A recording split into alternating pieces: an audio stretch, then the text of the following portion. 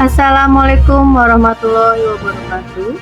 Kembali lagi dengan saya, Guru Geografi Yoga Puspasari. Hari ini kita akan mempelajari tentang mitigasi dan adaptasi kebencanaan pada kelas 11 semester 2 tahun 2000.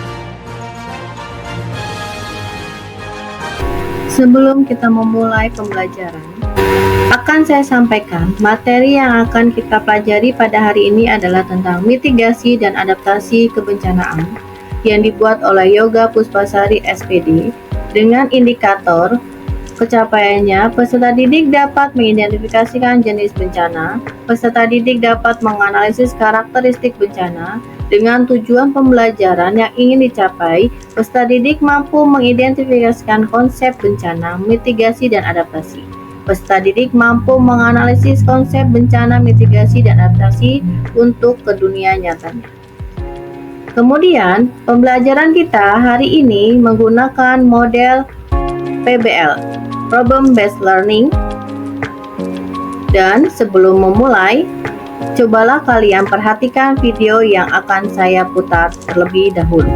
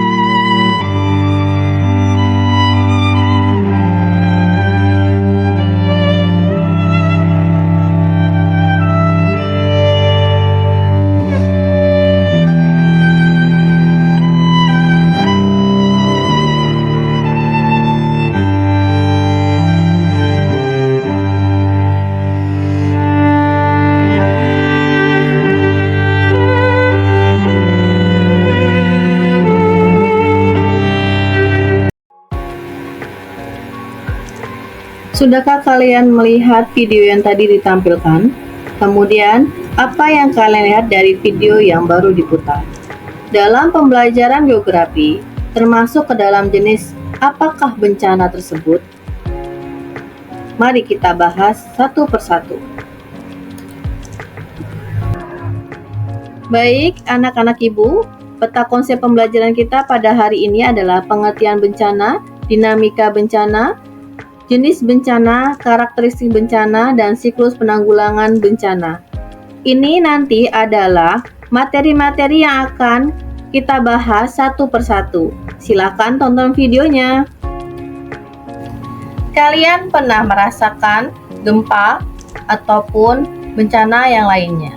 Itu merupakan hal yang biasa yang kita hadapi karena kita berada di negara rawan bencana. Bencana yang terjadi di negara kita merupakan suatu anugerah yang harus dihadapi, dan kita tidak perlu takut pada kondisi sulit tersebut, walaupun kedatangan bencana terjadi secara tiba-tiba dan tidak dapat diprediksi. Oleh karena itu, kita harus bisa mempelajari dan mendeteksi sedini mungkin bencana yang akan terjadi. Untuk itu, kita harus mempelajari apa itu bencana. Bencana merupakan suatu peristiwa atau rangkaian peristiwa yang mengganggu dan mengancam kehidupan manusia dari faktor alam ataupun non-alam, sehingga mengakibatkan kerugian yang disebut dengan bencana. Dampak bencana ialah terjadi banyak kerugian, baik kerugian atas bencana itu tidak hanya berupa kerugian harta benda dan kerusakan lingkungan, tetapi juga dampak psikologis yang dirasakan manusia dan adanya korban jiwa. Menurut ART 2010. Undang-Undang Nomor 24 Tahun 2007, bencana itu adalah peristiwa atau rangkaian peristiwa yang nantinya itu bisa mengancam dan mengganggu kehidupan dan penghidupan masyarakat. Nah, baik oleh faktor alam maupun faktor non-alam ataupun manusia itu sendiri, sehingga mengakibatkan beberapa korban jiwa, kemudian kerusakan lingkungan dan kerugian-kerugian yang lainnya. Dinamika bencana mempengaruhi besar dan kecilnya dampak yang ditimbulkan. Dinamika bencana terjadi karena integrasi beberapa aspek, yaitu kerentanan, ancaman, dan kapasitas.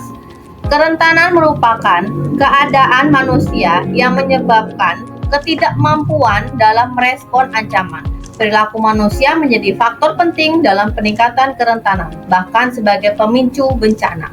Sedangkan ancaman merupakan peristiwa yang berpotensi mengakibatkan kerugian, kerusakan, lingkungan, dan korban jiwa. Ancaman disebabkan oleh beberapa faktor, yaitu teknologi, manusia, lingkungan, dan alam. Sedangkan kapasitas di dalam dinamika bencana merupakan penguasaan sumber daya dan kemampuan yang dimiliki masyarakat untuk mempersiapkan diri dalam mencegah, menanggulangi, meredam, dan memulihkan kembali kondisi akibat bencana itu tersendiri. Kapasitas yang dapat dilakukan dengan kegiatan pencegahan terhadap terjadinya ancaman, mengurangi kekuatan ancaman, dan mengurangi kerentanan terhadap ancaman. Kapasitas dapat berbeda antara satu tempat dengan tempat yang lainnya. Baik, pasti kalian sudah paham tentang pengertian dari bencana dan dinamika bencana itu sendiri. Ternyata di dalam bencana itu terdapat beberapa jenis-jenis bencana. Yang pertama itu ada bencana alam, yang kedua bencana non-alam, dan yang ketiga bencana sosial. Di mana bencana alam merupakan bencana yang ditimbulkan oleh alam itu sendiri atau fenomena penyebabnya adalah suatu aktivitas yang ada di dalam bumi kita. Salah satu contohnya dari bencana alam meliputi tanah longsor, tsunami, kekeringan, gempa bumi, kebakaran hutan, gunung meletus, banjir, dan puting beliung. Sedangkan bencana non-alam adalah bencana yang diakibatkan oleh peristiwa non-alam seperti kegagalan teknologi, kegagalan modernisasi, dan pandemik atau wabah penyakit pada suatu wilayah. Sedangkan bencana sosial itu diakibatkan oleh adanya interaksi manusia yang meliputi konflik antar sosial, antar kelompok, atau antar komunitas masyarakat. Contohnya terorisme ataupun peperangan. Bagaimana? Wawasan kalian pasti bertambah kan? Tunggu, satu lagi nih. Ternyata jenis dan karakteristik bencana alam itu ada yang berdasarkan penyebabnya, yaitu bencana alam geologis, bencana alam klimatologis, dan bencana alam ekstrateritorial. Ayo kita bahas satu-satu. Bencana alam geologis merupakan bencana alam yang terjadi karena faktor tenaga di dalam bumi. Bisa kalian lihat di dalam video ini. 3 video ini merupakan bencana alam geologis, di mana ada gempa bumi, tsunami, dan gunung berapi, serta ada longsor juga. Selanjutnya kita bahas tentang bencana alam. Bencana alam yang disebabkan oleh perubahan cuaca, fenomena-fenomena cuaca yang mempunyai potensi menimbulkan bencana. Bisa kalian lihat di layar kaca kalian. Ini adalah gambar dari bencana banjir, kekeringan, angin tornado yang merupakan kaitannya dengan klimatologi. Kemudian ada bencana alam ekstraterestrial, merupakan bencana alam yang disebabkan gaya atau energi yang berasal dari luar bumi. Nah, bencana ini terjadi karena adanya asteroid, meteoroid, dan komet yang melintas di dekat bumi. Bisa dilihat seperti di gambar ini.